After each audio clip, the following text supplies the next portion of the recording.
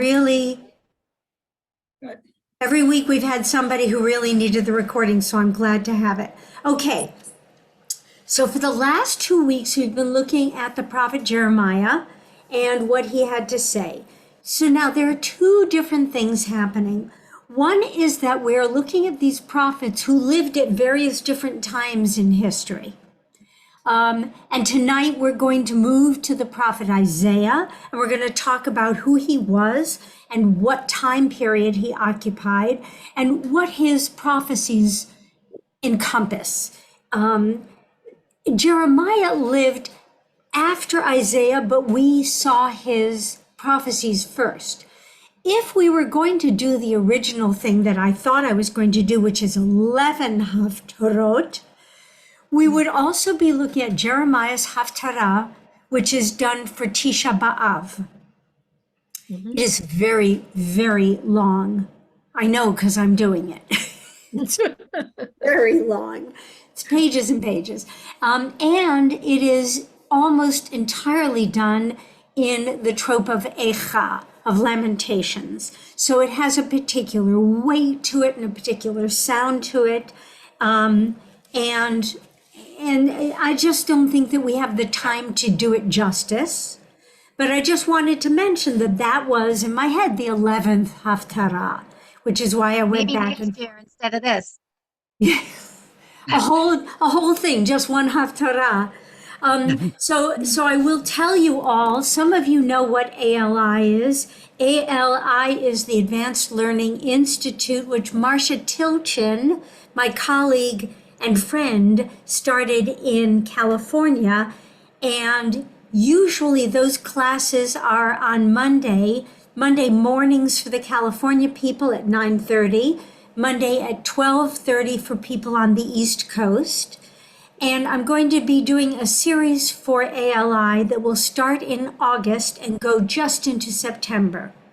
So I'll be doing two things kind of at the same time. And the ALI is going to focus heavily on prophets, Isaiah, Jeremiah, Ezekiel, and all the other prophets. So it's going to be a kind of wider look at prophecy and who the people were and what their books encompassed. And the description will go out and everybody will get a description of that. So if you want to join, you're welcome to join that. And it may happen at a better time for some people, but it won't be the same as this class. It'll be a little parallel. Okay, so we talked about Jeremiah, who exists towards the end of the southern kingdom, running right into the period of the Babylonian exile. Isaiah is earlier. Isaiah's prophecy, which is looking at doom and gloom, is looking at the doom and gloom of the Assyrian conquest of the northern kingdom.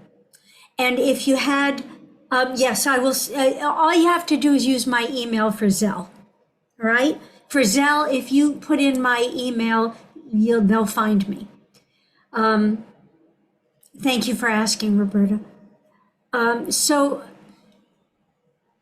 Isaiah starts his prophecy somewhere around 740, 742 BCE. And if you looked, you saw on I'm going to bring up the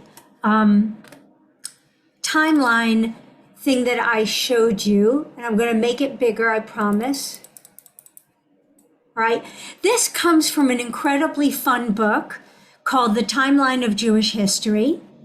And it's not so much a book as an accordion page. It just folds out and out and out and out. It starts at creation and it goes to the 1980s or 1970s, something like that. So there's an enormous... That book at Park East. At Park East. You can probably also buy it from Amazon if you were looking to purchase it. Okay? No, I'm just trying to think. I think that might be, we had something like that. It might have been the same thing. I'm sorry. It had a Park East school or yeah, the library. The library, great. library. I think we It's have- huge. It's big format. I'll show it off if I get a chance at the end of the session. And it goes all the way. It shows you what was going on in different places within Jewish history at the same time, right? So right up until the biblical stuff, right up until Moshe, we're all in the world of could be. Adam and Eve expelled from Eden. I don't know. I had a cousin who used to say, "Was you there, Charlie?" Which was her way of saying, who knows? Nobody was taking pictures of this. All right. All of this is pretty much in a period of time that if it did occur, we don't have a way of proving it. But when we get to the period of the 12 tribes, and the reign, the Philistines, and the reigns of Saul and David and Solomon, then we are in history. And the reason we know we are in history is because someone other than the Jews wrote about it. Right? Solomon's kingdom was well known and widely known.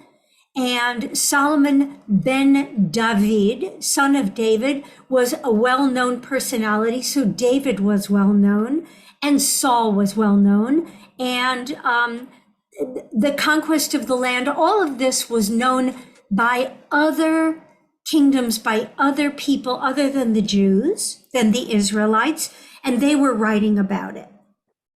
So that's how we know that we move into history. That we move into a history that is at least provable, okay? So, one more share. Where's page 2?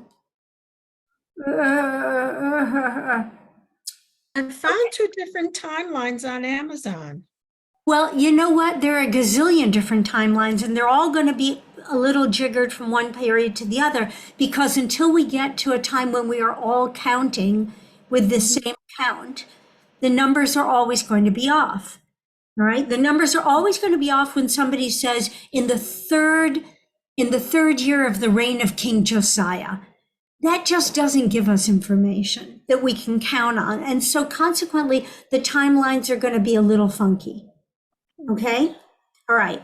So until we get to about the year 30 of the Common Era, somewhere around there, all of the years are a little fuzzy, including the birth of Jesus, because you cannot pin that to the year nothing or the year 1. That doesn't come together with the accounts of his birth, which should coincide with Halley's Comet.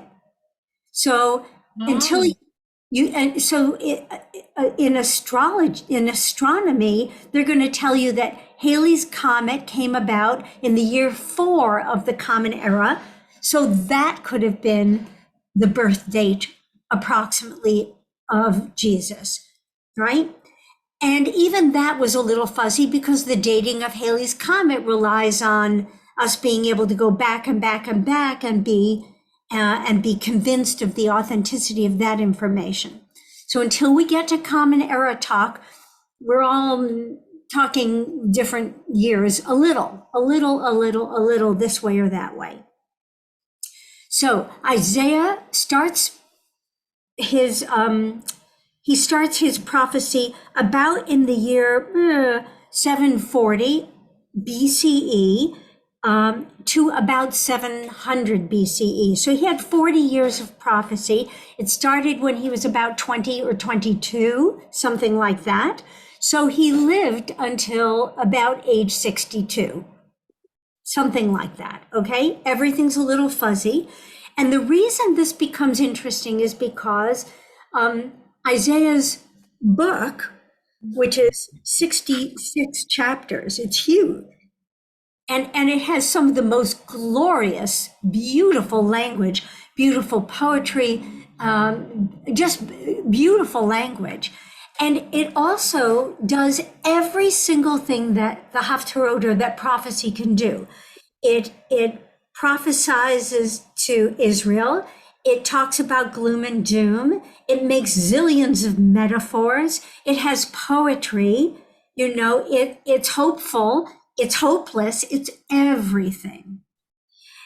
It's the reason that most scholars feel that Isaiah was not written by one person. Isaiah is very opaque. The book of Isaiah is opaque. We are fairly certain that the first 39 chapters, maybe only the first 36 chapters were written by Isaiah, the Isaiah numero uno, first Isaiah. If the sages had divvied this book up, they would have called first Isaiah chapters 1 through 39. They would have called second Isaiah 40 through, I need to look this up, 40 through 55. And they would have called third or tritio Isaiah 56 till 66. Each of those sections looks like it was written either by a different person or by a different group of people, which makes the whole business very difficult. So either Isaiah lived far longer than we think, like into his 90s, which is highly unlikely, or much of the book was written by other people. Now, remember, if you go to an art museum, you could look at something and it could say from the school of. So Rembrandt had artists who worked under him, who apprenticed with him, who learned with him.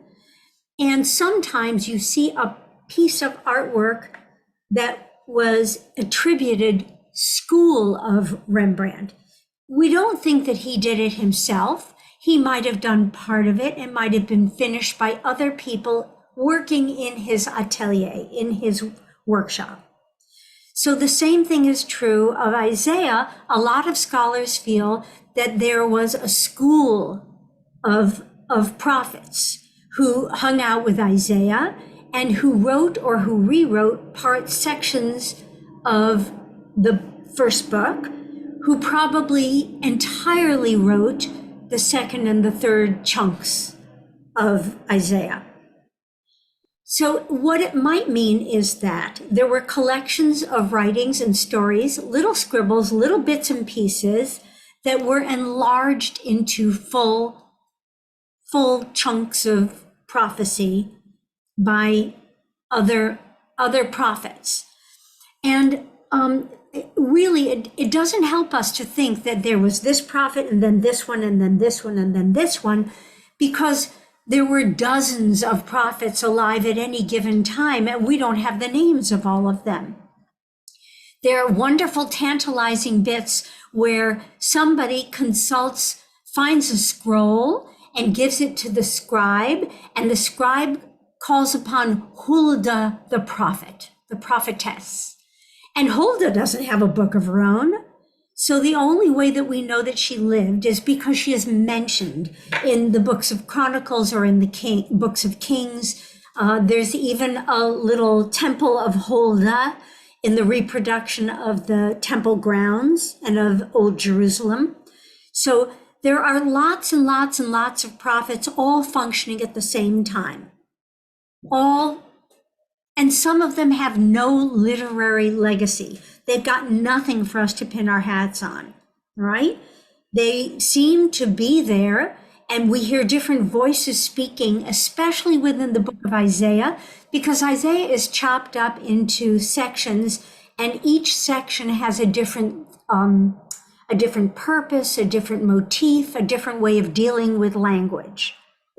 It is, for me, the hardest one of all the prophets to read and to get a sense of if you try to read all through it. So I really love taking a limited chunk of it. So today we're going to look at the prophet Isaiah from the very beginning, from chapter 1, verse 1, which is the prophecy for this coming Shabbat. And in fact, the name of this Shabbat is special. It's called Shabbat Chazon, the Shabbat of the vision. And it takes its name from the first line of the Haftarah. We have other Haftarot, which give their names or their purposes to the Shabbat. So for example, in the spring, we have Shabbat Shkalim, which is the Shabbat where supposedly people were to make donations to the temple. We have Shabbat Zachor, which is the Shabbat right before Purim, where we read a special section of Torah that says, Zachor et Masha Sa Amalek. Remember what Amalek did to you, right? So that word, Zachor, gives its name to the Shabbat. We have Shabbat Hagadol. We read a special section of Torah, which says that this Shabbat will be a great Shabbat, which will unite all the peoples. It's really quite wonderful. My favorite is Shabbat Parah, where we read the Shabbat of the red heifer. This Shabbat, the one coming up, is for Parsha Devarim, the first Parsha in the book of Deuteronomy. Devarim, okay? So it is Shabbat Devarim, and it is also called Shabbat Chazon. Shabbat Chazon, because we read this Haftarah, and it is read in the trope of Eicha. It's read in this very plaintive trope, and I'll chant a little bit of it, and maybe I'll invite somebody else to chant a little bit of it, but let's look at it.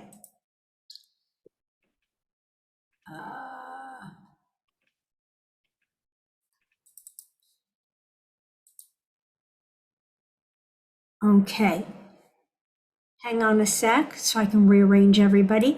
Okay, so in the very first sentence, we're going to get the lineage of Isaiah, not written by him, written by somebody else, this first sentence.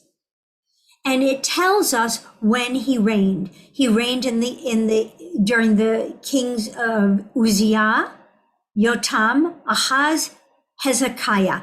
So what's Hezekiah famous for? All you Israel travelers? The tunnels. The tunnel, the water tunnel under Jerusalem, which was dug in the 720 something BCE. Hezekiah orders the digging of a tunnel to bring river water in from the Kidron Valley, which is to the west of Jerusalem, under the city walls, and into Jerusalem, so that people don't have to go out to fetch water and be like target practice for any enemy who might be there. Okay, so I'm going to chant the first line because it's really stunning. It's chanted in, I mean, not me stunning, but the trope is stunning. Hazzan Yishayahu ben Amoz asher chazah al Yehuda v'Yerushalayim b'mei Uzziyahu Yotam Achaz Yechizkiyahu Malchei Yehuda. This incredibly sad downward cresting. It's always going to, every phrase is going to end down. It's going to pull you down. And that is the melody for all but one of the chapters of Lamentations, of Eicha, which is also attributed to Jeremiah. Okay, let's read in English. Who wants to read first? Jerry, you're at the top of my screen. Why don't you read first, and then Ruth, and then somebody? Hear, O heavens, and give ear. No, wait, do the first one.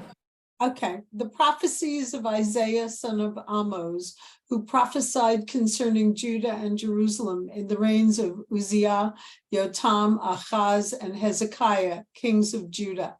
Hear, O heavens, and give ear, O earth, for God has spoken. I reared children and brought them up, and they have rebelled against me. An ox knows its owner, a donkey its master's crib. Israel does not know. My people takes no thought. All right. This is the very first, accusation, right? These are Haftarot of rebuke that we have been reading, and here Isaiah rebukes the people and says, look, how is it that you don't even know your own God? You don't know your own Father. Remember, Jeremiah last week said, they haven't even looked for me. They go whoring after other gods. Why haven't they asked for me where I am, who took them out of Egypt and did wonders for them and brought them through the desert, through a land that they did not know? And Isaiah is saying, how is it possible that you're dumber than an ox? You know, that you're so dumb that you don't even know who is your God and who is your parent, your protector. Okay, now we're into Isaiah. Ruth, why don't you read for a little bit? Ah, sinful nation, people laden with iniquity, brood of evildoers, depraved children, they have forsaken God, spurned the Holy One of Israel, turned their backs. Why do you seek further beatings that you continue to offend? Every head is ailing and every heart is sick. Okay, so now Isaiah is pointing out that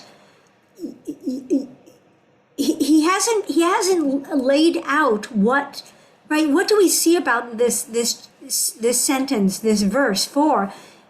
It's not that he's told them what they did wrong. He said, you've done everything wrong. You are depraved. You have forsaken God. You don't obey the laws. You don't obey the sacrifices. He doesn't have to enumerate. He says everything. You are a people laden with iniquity, and you're already suffering for it. You're already suffering for it. You can already see the end, because remember, Isaiah can see it. And he's telling the people, look, pay attention, look around you. You're heartsick, you're beat up by history, by oppression, by the Assyrian Empire, which is closing in on you. One more, Ruth. Okay. From head to foot, no spot is found. All bruises and welts and festering sores, not pressed out, not bound up, not softened with oil. Yeah, the people is one big, wide open wound. Festering sore. It's horrible. Mikaf regel vi'ad rosh. So here's where it's horrible information here, but listen to how it sounds like in the Hebrew. Naomi, do you want to chant? No, I don't do Echa. Oh, whoa. Okay. I hit a wall with Torah and Haftarot. Okay, fine. Mikaf regel vi'ad rosh ein bo mitom petza v'chabura umakat ri'ah lo zoru v'lo chubashu v'lo rukecha b'hashamen. Every time I do it, it's just heartbreaking. It's heartbreaking. Mournful and sad, and like there's no hope in it. There's no hope. I would say this. In the beginning, he said, you're too stupid. You're stupider than an animal. The second thought was, you are deliberate. You deliberately disobey. And the third thought is, you look where you are, you're a mess. So like he went through three things quickly. It's progressive. Very good. Thank you. Thank you. That's great, Susan. And now he's going to go from the people to the land. Annette, would you like to read a bit?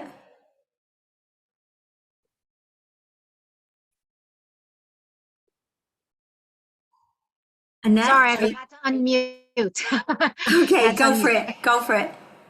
Your land is a waste, your cities burnt down. Before your eyes, the yield of your soil is consumed by strangers. A wasteland as overthrown by strangers. Fair Zion is left like a booth in a vineyard, like a hut in a cucumber field, like a city beleaguered. Had not God of hosts left us some survivors, we should be like Sodom, another Gomorrah. Okay, Hear the so word- so wait, hang on a second, hang on. So now we've gone from the individuals, from the people. I mean, look at you, like Susan said, you're a mess. You're one big festering open sore. And not only that, but the land is one big festering sore too. Cities have, we concentrate on Jerusalem and on the temple as if that's the only thing that's going down in flames. But no, Isaiah is reminding us that this invading country and the countries around us, these empires, they're burning and looting everything. So the land is one big open wound as well. And anything that you planted, you're getting chased off of your land and it's being consumed by strangers who don't care about your land. They're just burning it down. And Jerusalem is being left like nothing, right? This is the Zionist manifesto, by the way. Other countries, they don't treat Zion with any respect. And if you want to remain on the land, you have to repair your ways, because this is really pathetic. All right. Ruth, you had a question. A quick comment. While you were speaking, it dawned on me that it's a little, or more than a little, like what's going on in Israel in our time too. Well, and also you I can don't mean to be political. but Well, yes, except that I see your point. By the way, I've moved. I don't know if any of you've noticed, I'm in my bedroom because that's the room where the air conditioning is. So if the noise is disturbing, let me know and I'll turn it off. Not only does it have parallels, and we can always draw parallels, and it's one of the reasons why the prophets feel so prophetic, why they make us stop and look and think, because it's a little bit about what goes around comes around, that there's this cyclical nature about how we relate to God, how we relate to the land, and how those two things interact, how we relate to the people around us, how we relate to the commandments. It's a big wake-up call. It's a big wake-up call. And we could just as easily say that this is present all over the world, that our land, our cities burn, and our crops are devastated, and we're in serious trouble. And I think that this year, people are more aware of it than I've ever heard, of the devastation of climate change and of weather, everything. And this picture of Zion, fair Zion, in the Hebrew it says Bat Zion, the daughter Zion, or the daughter of Zion, Bat Zion, Kesukah v'cherem, like a sukkah. The word that's used is sukkah, v'cherem, like a sukkah, all ready to fall down. After harvest, the sukkah that they put up in the fields to shield workers when they took their break and to be a place to rest. After the harvest, that thing falls down and it's knocked over. It's not a permanent anything. So now we are all falling down like a sukkah. And here is a look back to the fact that we are dying, right? The inhabitants of Jerusalem are dying or being hauled off to be slaves. And that's the only way that we're not totally destroyed. that we would just as easily be like Sodom and Gomorrah, God would have destroyed us all. Somebody You're else, saying we should be even. At yeah, least it says in the English, like not just like we could have been, but we should be. Like Yeah. we deserve. we deserve to be. We deserve to be. But also that it says, Lule Adonai Tzvaot hotir lanu sarid kimat, which means like a little, it doesn't mean, the word sarid means like a strip of cloth, like threads. It means so little. A remnant. Say again, Naomi? A remnant. A remnant. A remnant. I'm used to thinking of the word she'erit, but sarid is also like a little piece of nothing. Kimat, just a tiny thing. We should have been like Sodom and Gomorrah. Okay, who wants to read next? I'll read. Okay. Hear the word of God, you chieftains of Sodom. Give ear to our God's instruction, you folk of Gomorrah. Okay, so What now you- that's still, wait a second, that's still Isaiah speaking. And now he's going to quote God. What need have I of all your sacrifices, says God? I am sated with burnt offerings of rams and suet of fatlings and blood of bulls. I have no delight in lambs and he-goats. All right, so we thought up until here that if we just brought a sheep and said, oops, I made a mistake, and we sacrifice a goat, and the priests do their thing, that all will be well. But no, God says, look, I know you think that that's all you have to do to be good with me, but no, it's not useful. It's like what I say to the kids in my classes. I say to them, sorry doesn't mean anything if your behavior doesn't change. So don't say sorry to me if you're going to go on disrupting my class. This is God saying, don't bring your garbage, your animals, and make offerings and burn them all up if nothing changes. That's not the purpose of this. Go ahead, Naomi. That you come to appear before me. Who asked that of you? Trample my courts no more. Bringing oblations is futile. Incense is offensive to me. New moon and Shabbat, proclaiming of solemnities, assemblies with iniquity, I cannot abide. So here we all are, the priests and the people, all doing their part, but it's pointless. It's pointless because the people walk away from the temple, the priests walk away from what they were doing, wash their hands, clean their clothing, dunk in a mikvah, and yet everybody goes back to doing what they do. And the priests were complicit. The priests were complicit because at this time in history, not only are they offering pointless sacrifices for anybody, no matter how evil the person is, they bring a bull, we sacrifice a bull, big deal.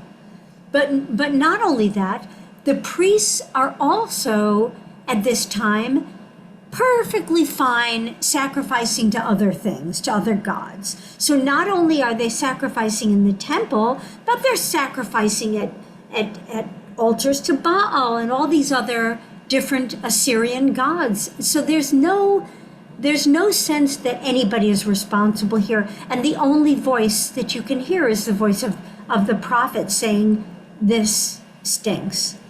Somebody else want to read?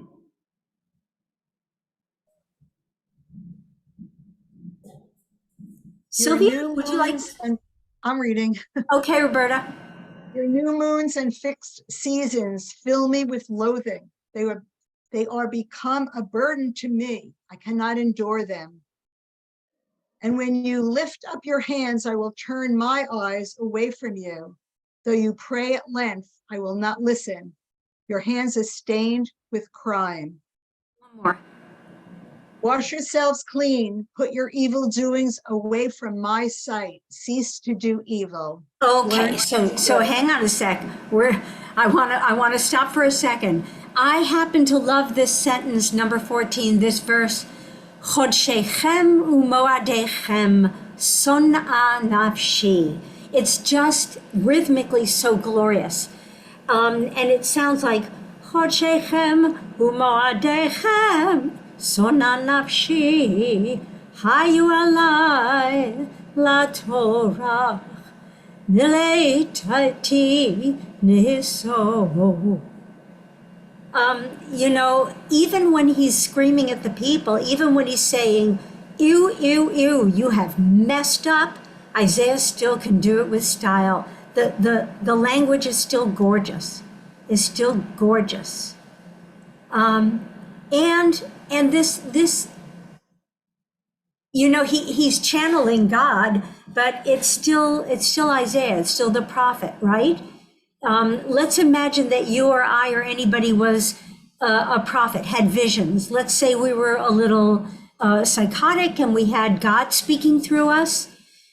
What came out of our mouths would still have to reflect our ability to communicate in poetry or in prose or whatever. And so Isaiah is the communicator here. But he's very forceful. In Jeremiah, God kept referencing what he did for us of bringing us out of Egypt. And we had like a covenant. We had I helped you, now you don't reciprocate the help. This one is just, I'm listing everything that you put in my face. Yes. That's what we're saying.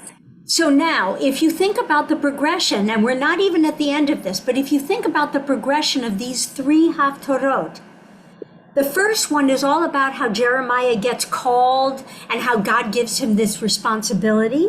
The second one is Jeremiah saying to the people, you know, why aren't you repenting? What's the matter? You've got to, right? And this is Isaiah, and what's happening next week, Wednesday night and Thursday? Tisha B'Av.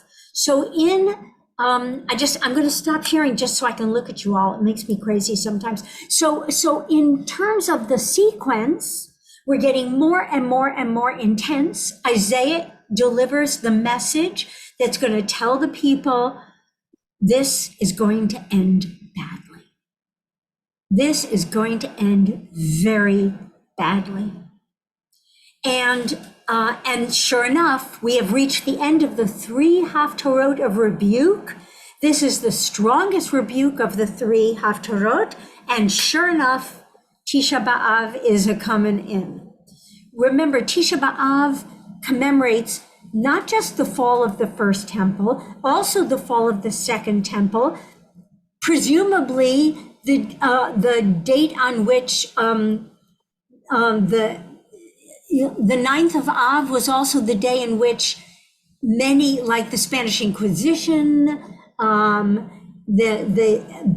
banishment from Spain, the banishment from Italy, so many horrible things happened on or about the 9th of Av.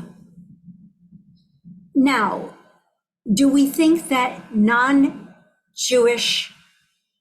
tormentors knew about it and picked it to pile on? Or is it partly coincidence? I don't know. There's no one to go back, was you dare, Charlie, which is how I think about everything that can't be verified in two different ways. When newspaper journalists want to print something, they have to get at least one corroborative statement. They have to get a statement of corroboration somewhere else. They cannot take, and the Torah says you cannot take the testimony of one witness to testify in court against somebody. There has to be at least two witnesses to testify to what somebody did, especially in a capital case, right? So I don't know why all those events come out on the 9th of Av, except to imagine that the destroyers of the temple, or the people who are planning evil, say, ooh, that's a good date. Do it then. Do it to them then. They're really down. They're already down. Let's pile on. So it's why the 9th of Av always feels, I only fast on 2 days. You know, there are various different fasts all through the year. I fast on Tisha B'Av and on Yom Kippur, and I don't fast any other days. And Tisha B'Av is worse because you're supposed to go about your business, but the rabbis say on Tisha B'Av, we do not greet friends. You do not ask after somebody's well-being. On Tisha B'Av, you just do what you have to do and you get through the day. And it has a kind of heaviness and depth of feeling to it that's just kind of extraordinary. Okay, let's go back and look at this.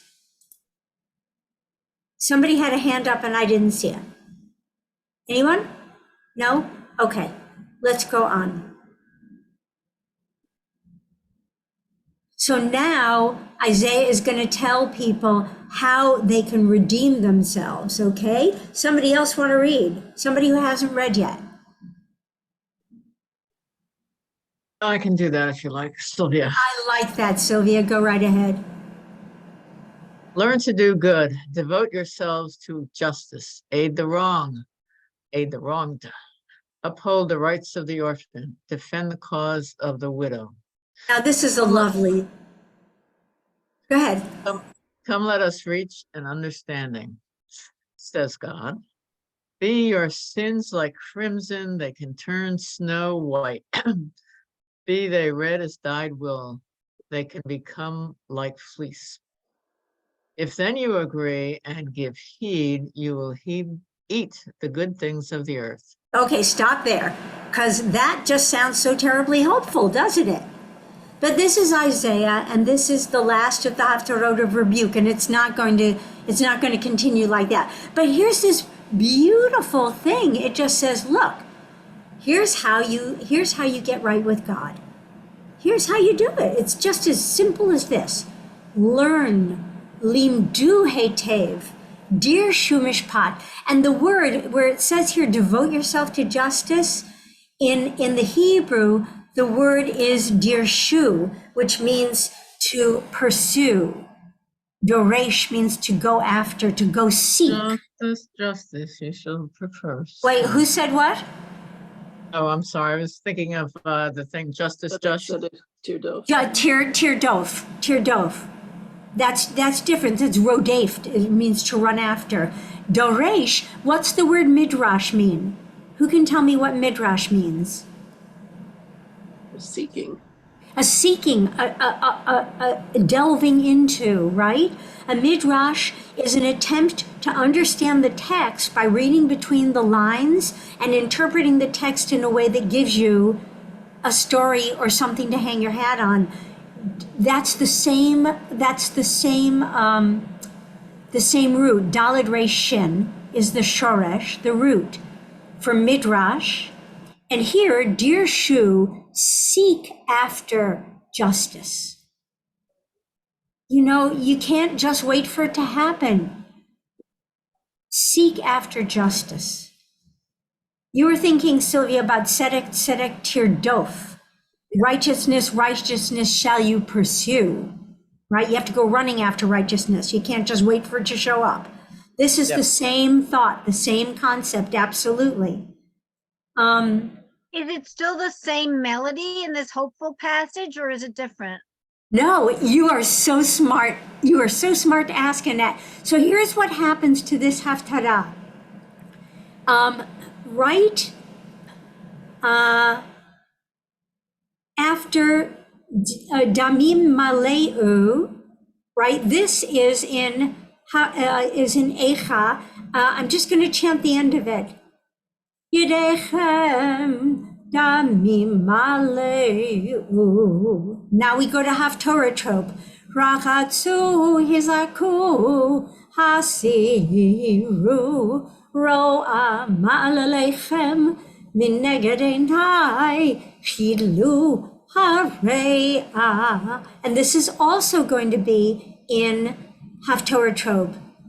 לימדו היטב, דירשו משפט, אשרו חמות, שפטו יתום, ריבו אלמנה, לכונה, ונבחך יאמר אדוני, אם יחיו חטאיכם כשנים, כשלג ילבינו, אם ידימו חתולה, כצמר יחיו. Now we're going to go back. Oh, wait, no, we still have one more, sorry. אם תבואו ושמעתם טוב הארץ תאכלו. One more.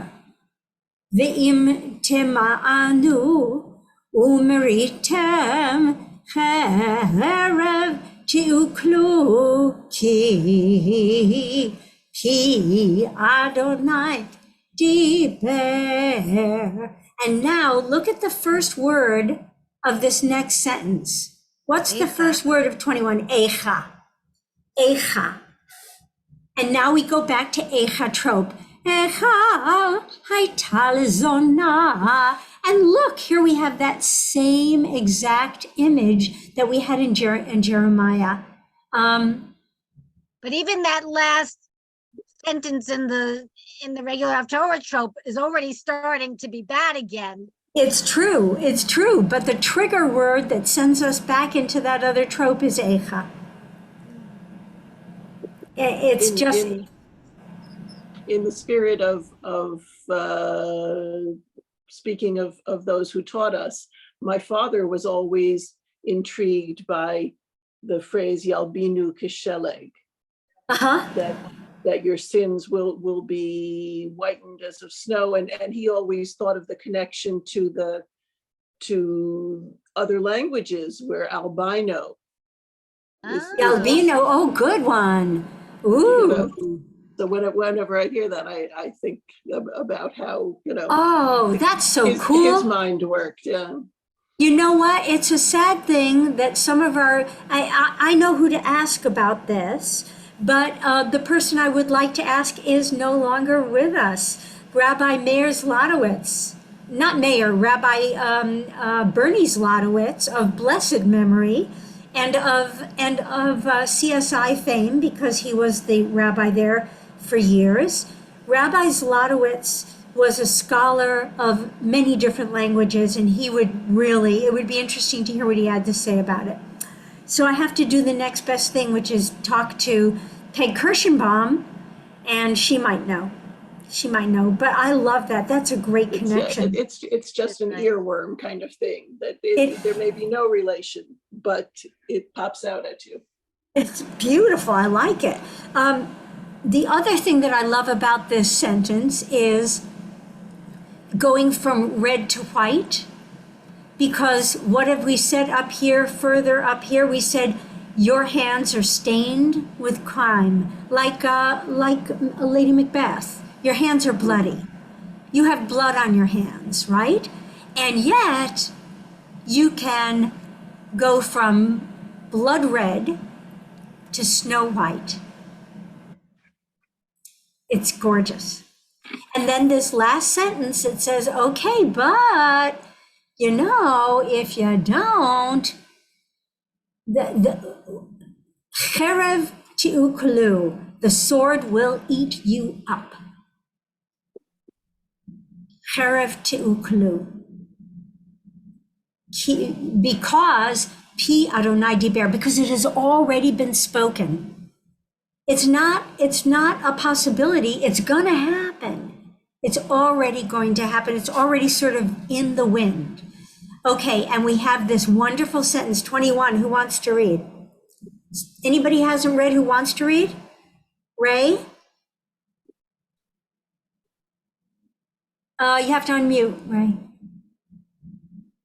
Alas, she has become a whore, the faithful city that was filled with justice, where righteousness dwelt, but now murderers. Your silver has turned to dross, your wine is cut with water. Your rulers are rogues and cronies of thieves, everyone avid for presents and greedy for gifts. They do not judge the case of the orphan, and the widow's cause never reaches them. Stop for a sec. So do you remember in Jeremiah, he said, your priests, your kings, the ones who should be guardians of Torah, right? It isn't just the Jew in the pew who's not doing well. It's everybody. Society is corrupt. Society is corrupt all the way to the top. You know, the fish stinks from the head. So Jeremiah said it, and now Isaiah is saying it. You know, you're all out for money. You are corrupt and greedy. You can be bought, right? You don't judge the case of the orphan and the widow's cause. Nope, you don't bother, because whoever's got money to pay you off is going to win. Go again, Ray. I have a question. Sure. You know, at the beginning where God says, I don't want your sacrifices, they're no good. Is it enough if we change our ways and stop doing the sacrifices and stop doing the things to worship, but we become wonderfully good people? Is that absolutely enough? Not only is it good enough, but several of the prophets say it. They said, forget about the sacrifices. Treat the widow and the orphan fairly. Support the needy. Treat the stranger who lives among you fairly. Several of the prophets say, forget about the sacrifices. And even Talmud says that God's self says, if there is justice and peace among them, I cannot, even if they were worshiping the stars, I could not rule over them, right? Talmud tells us that God says, okay, if idol worship somehow made them better people, I'd have nothing bad to say about it, right? So you absolutely are right. You're absolutely right. Because if you think about it, what are the sacrifices for? We have 5 minutes. I can't believe it. Okay, what are the sacrifices for? They are a transition. They are prayer that doesn't involve the sacrifice of human beings. You know, God gives us a transitional object, the sacrifice, and a ritual, like a very carefully choreographed ritual. This much for a bowl, and this much wine, and this much grain, and we get this recipe for a sacrifice. But it's not meant to be forever. It's transitional. And sure enough, what happens when the temple is destroyed and the sages are leaving town and they see the Churba, the destroyed section of the temple? They say, oily, oh my, woe is me, the place where we used to make up for all of our sins, it's gone. And what does I think it's Yochanan ben Zakkai, could be, I don't know, I could have that wrong. What does he say? He says we have another way of atoning for our sins, avodat halev, which means the service of the heart, which is prayer. Where do we get prayer from? If we continue to have a temple and sacrifices, then we don't need prayer. Prayer comes out of the destruction of the second temple. That's where we get any kind of keva, any kind of format of prayer. Let's keep going so we can finish. What if we abandon prayer also and just do good things? I don't know. Maybe prayer is transitional. What do you think about that? I don't know. Hang on a second. I just want to do something really quickly. We're not going to read all through it. Okay, so he's saying everybody is greedy, but this is now here, by the way, is where it goes back into Haftarot trope. Lachen neum hadon Adonai tzvaot avir Yisrael hoi enachem mitzarai V'inakema me'oyevai. Right? This is where it goes back to Haftarah trope, and it's going to continue. This is the declaration of the sovereign God of hosts, mighty one of Israel. I will get satisfaction from my foes. I will wreak vengeance on my enemies. I will turn my hand against you, whoever you are, you enemies. And like a furnace, I will get rid of all the dross, right? And I will remove the slag, the junk that we don't want. And what will I do? Ashiv ashofetayich tivarishona ve'yotzayich tivatchila acharechen yikarelach Ir Hatzedek. You shall be called city of righteousness. Kirya Ne'emana. I will restore the way it was when you were all faithful, when you were all smart, when you were all behaving yourselves, when you were all righteous. And here's the last line. Somebody who has Vivian, read the last line of the Haftarah.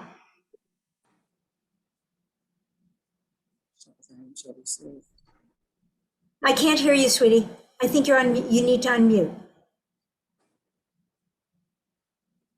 Zion shall be saved in the judgment, her repentant ones in the retribution. That's it. That's the end of the Haftarah. Zion b'mishpat tipateh v'shaveha b'tzedakah. Woohoo! Then you have your upbeat ending. And then you have your upbeat ending, and you're able to go Baruch, right? Which is, you're going to go right into the blessings. So the interesting thing is that the Haftarah for Tisha B'Av, there's no upbeat ending. You end it, and you do not say blessings after. Just walk away. Oh, wow. That depressing. Don't think I ever picked that up. Yeah, it's that depressing. Is anybody raising a hand that I'm not seeing? Does anybody have anything that they can add to this? This was, OMG, so many things got added to my understanding. Yes, Jerry. I have a different translation because I have taught Isaiah 1, and this one makes it seem, it's quite poetic, but it's also very graphic. And for section 15, it says, and when you spread forth your hands, I will hide mine eyes from you. Yea, when you make many prayers, I will not hear. Your hands are full of blood. Yeah, there you go. And it goes on like that. And so I was thinking, this sort of makes it a little vague at times. It's a little, Well, if you go back, if we look at the actual Hebrew, because that's where we're going to find that out. Right, I'm sure. Your hands are stained. Well, hang on a second. I want to see. Damim means blood. Yeah. Yedechem damim maleu. Your hands are filled with blood. Right. See, this says your hands are stained with crime, which is, it seems to me, fudging it a little bit. Yeah, I agree. I absolutely agree. So, what's interesting is that we don't use the old-fashioned translations. Sometimes they're more poetic, right? King James was very, the King James Bible was an innovation for its time. It wasn't archaic, it was modern, right? Remember, King James was like, back then. So the King James translation of the Bible was a very modern translation of the Bible. Now, JPS translations, the various and sundry different translations that we have now are trying to essentially do the same thing. They don't want to make it less poetic, more this, more that. They want to be faithful to the Hebrew. And in the case where the Hebrew is poetic, then they try to make the English poetic. And I want to share one thing with you. If you have 2 more minutes, I'm going to pull up while I'm talking. You have to let me kind of talk and look at the same time. Documents, adult ed.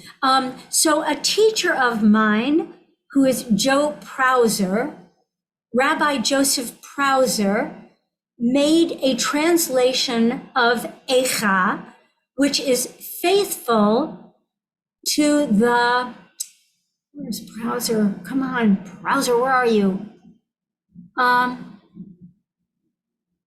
There we go. Okay, I'm going to bring this up and I'm going to share it with you. Right? So this is called, he calls it Weeping with All the Letters of the Alphabet. This is his English translation. For those of you who know what the Hebrew looks like, the Hebrew is alphabetic acrostics.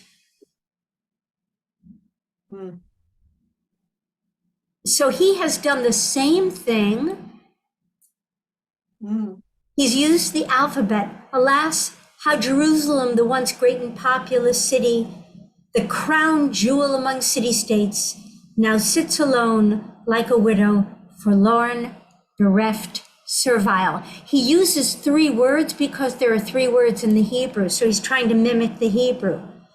Bitterly she weeps through the night, tears running down her cheeks.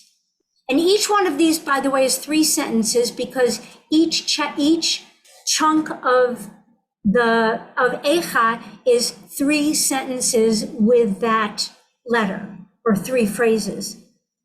There's no one to tender her loving comfort. All her presumed friends have betrayed her. They are now her enemies. And now we have consumed by misery, desolate of holiday pilgrims, enemies of Zion. Fair Zion is deprived. So now he runs into problems at the end of the alphabet. Why? Why is he going to have a problem? X. Different number of letters in the 2 alphabets. Right. So Hebrew has 22.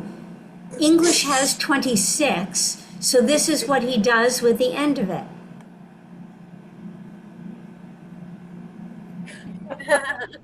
Do their wickedness, execute justice upon them, just as you have penalized me for my many progressions, right? And then he does the same thing in chapter 2. He comes up with, again, accurate translation that is made to follow the alphabet, and he does the same thing at the end. That's brilliant.